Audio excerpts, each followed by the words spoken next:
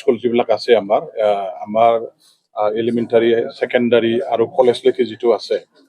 এইটো অলৰেডি আমি যোৱা ফেব্ৰুৱাৰী 11 তাৰিখে BTCৰ এছেম্বলিত এটা বিল পাছ কৰি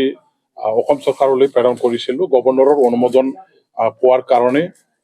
যিহেতু অসম চৰকাৰ আমি বিলখন পঠিয়াব লাগে এতিয়া অসম চৰকাৰৰ ফালৰ পৰা ভালেখিনি তেখেতসকলে আমাৰ বিলখনৰ ওপৰত পৰ্যালোচনা কৰিছে ক'ত কেনেকুৱা ধৰণৰ আইনগত দিশ আছে এইবিলাক তেওঁলোকে চাইছে আৰু কিছুমান আমাৰ স্কুলবিলাকৰ ক'ত কেনেকুৱা ধৰণৰ ন্যায্যতা আছে নাই এইবিলাকৰ পৰীক্ষা নিৰীক্ষা কৰাৰ পাছত সেইদিনাখন আমি যোৱা 17 তাৰিখে আমাৰ এটা ৰিভিউ মিটিং কৰা হ'ল 39টা ডিপাৰ্টমেণ্টৰ ওপৰত অসম চৰকাৰ BTC চৰকাৰৰ মাজত হাই লেভেল এটা ৰিভিউ মিটিং চিফ মিনিষ্টাৰ অফিচত কৰা সময়তো এই বিষয়টো লৈ পেলাই আলোচনা কৰা হৈছিল আৰু মুখ্যমন্ত্ৰী ডাঙৰীয়া দেৱে খুব গুৰুত্ব সহকাৰে তেখেতে লৈছে যে BTC অঞ্চলৰ যিখিনি এটা স্কুল প্ৰভিঞ্চিয়েলাইজেশ্যনৰ কাৰণে পদক্ষেপ লোৱা হ'ল এইটো সোনকালে যাতে পূৰণ হয় ইয়াৰ কাৰণে BTC গভৰ্ণমেণ্টৰ আমাৰ শিক্ষা বিভাগ আৰু অসম চৰকাৰৰ শিক্ষা বিভাগ একেলগে বহি মিলি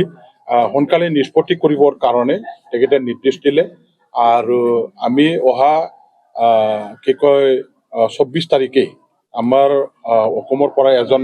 টেকনিকেল অফিচাৰ আহিব BTCৰ পৰা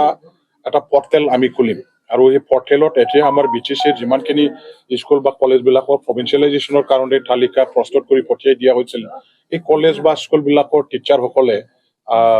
তেওঁলোকে এই পৰ্টেলত এপ্লাই কৰিব লাগিব BTCয়ে পৰ্টেল এপ্লাই কৰি খুলিব তাতে এপ্লাই কৰাৰ পাছত আমি এই কমপ্লিট হোৱাৰ লগে লগে আকৌ BTC গভৰ্ণমেণ্ট অসম চৰকাৰৰ শিক্ষা বিভাগ আমি